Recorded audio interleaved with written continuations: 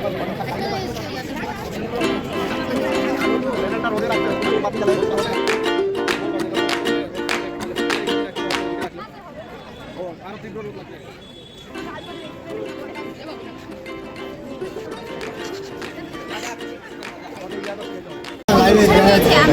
ইলেকট্রিসিটির পরিবর্তে আমাদের যাবতীয় সকল বৈদ্যুতিক কাজে সোলারের মাধ্যমে আমরা সাধারণ বাসা বাড়িতে 2 থেকে 3টা সোলার ব্যবহার করি, কিন্তু আমরা যখন পুরো টিন বা ছাদের সোলার দিয়ে ব্যবহার করবো তখন আমাদের বাসার সকল টিভি, এসি, ফ্রিজ এই সোলার দিয়ে ব্যবহার করতে পারবো। আর যখন আমাদের 2-3টা সোলার ব্যবহার করি তখন আমরা আমাদের বিদ্যুতের প্রয়োজনীয় সকল ঘাটতি মেটাতে পারি না। কিন্তু আমরা এই পুরো টিনটা যদি সোলার দিয়ে আর কি সোলার প্যানেলের সাথে ব্যবহার করি তাহলে আমরা আমাদের বিদ্যুতের সকল ঘাটতিটাই পূরণ করতে পারবো। এবং এটা হচ্ছে পরিবেশ বান্ধব।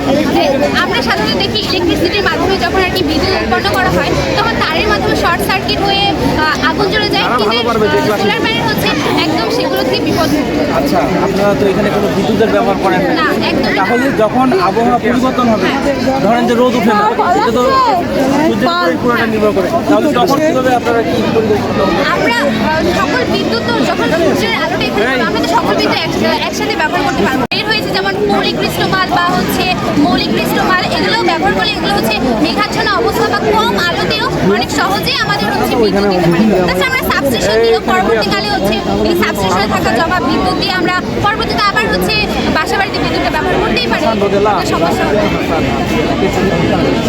এটা হচ্ছে আমাদের ডেমো আর এটা হচ্ছে আমাদের প্র্যাকটিক্যাল।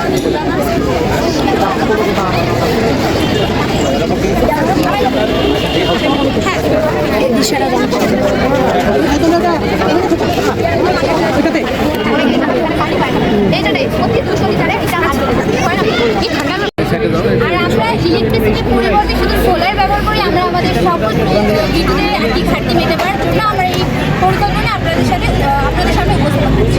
আমরা সাধারণত বাসা বাড়িতে 1 থেকে 2টা সোলার প্যানেল ব্যবহার করি যা আমাদের বিদ্যুতের সকল ঘাটতি পূরণ করতে পারে, কিন্তু আমরা যখন পুরো টিন বা পুরো ছাদটাই সোলার প্যানেলে ব্যবহার করব তখন আমরা আমাদের বিদ্যুতের সকল ঘাটতি পূরণ করতে পারবো। যেমন আমরা বাসা বাড়িতে টিভি, এসি, ফ্রিজ, লাইট এগুলো ব্যবহার করি, সব আমাদের এই বিদ্যুৎ দিয়ে হবে।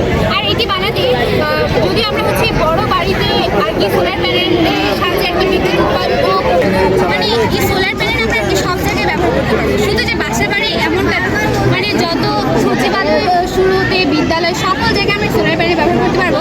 এবং আমাদের যে যদি কম যেহেতু আমরা যদি হচ্ছে একটি বাসার বিদ্যুৎ বিলের কথা একটি বাসায় মানে যদি ছোটোখাটো বাসা ধরে তাহলে 1 থেকে 2 হাজার টাকা বিদ্যুৎ বিল আসে, আর বড় বাসায় ধরতে গেলে 4 থেকে 5 হাজার টাকা। এটা আমাদের বিদ্যুৎ এই সোলার প্যানেলগুলো 25 থেকে 30 বছর স্থায়ী হয়। যখন আমরা এই 5 থেকে 6 হাজার টাকা বিদ্যুৎ বিল দিব তখন আমাদের 25 থেকে 30 বছরে প্রায় 1,80,00,000 টাকা খরচ হবে, যা আমাদের জন্য অনেক ব্যয়বহুল। কিন্তু আমরা যদি এই সোলার প্যানেলের খরচটা একেবারে করে নিই তাহলে আমাদের 6-7 লাখ টাকার মধ্যে আমরা এই সোলার প্যানেল দিয়ে 25 থেকে 30 বছর অনায়াসে খুব ভালোভাবে বিদ্যুৎটা পেতে পারি। এটা হচ্ছে আমাদের ডেমো আর এটা প্র্যাকটিক্যাল। ও আচ্ছা, ওটা কি দেখানোর মতো আছে? হ্যাঁ আছে। এই যে মানে এই যে আমাদের প্রয়োজনীয় অতিরিক্ত বিদ্যুৎটা এখানে সাবস্টেশনে এসে জমা হবে, এই সাবস্টেশনটা আমরা এই ব্যাটারির দ্বারা বুঝাচ্ছি আর ওটা আমরা ব্যবহার করি। ব্যাটারি তো এটার ক্ষেত্রেও লাগবে, ঠিক আছে? ব্যাটারি না, সাবস্টেশনটাও তো ব্যাটারি। ও আচ্ছা আচ্ছা আচ্ছা, এই যে পাখা ঘুরতেছে আবার বাতি দিলে বাতির কানেকশন দিলে বাতি করবে, সুন্দর সুন্দর। এরপর বলো এই সাবস্টেশন যদি এটার কাজটা কি?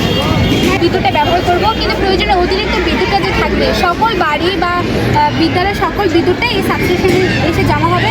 এবং যখন মেঘলা আবহাওয়া থাকবে কিংবা সূর্যের আলো আমরা কম পাবো তখন এই সাবস্টেশন থেকে সেই বিদ্যুৎটা আমরা আবার ব্যবহার করব।